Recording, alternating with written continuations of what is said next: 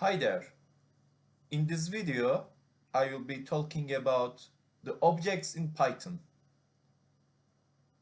In Python, data values are known as objects.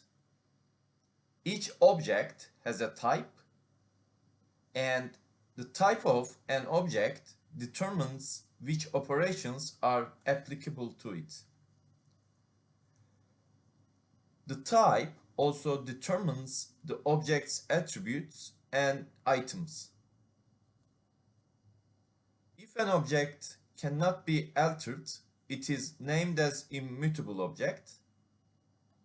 And lastly, Python has built-in data types or core objects for fundamental data types such as numbers, strings, lists, and dictionaries.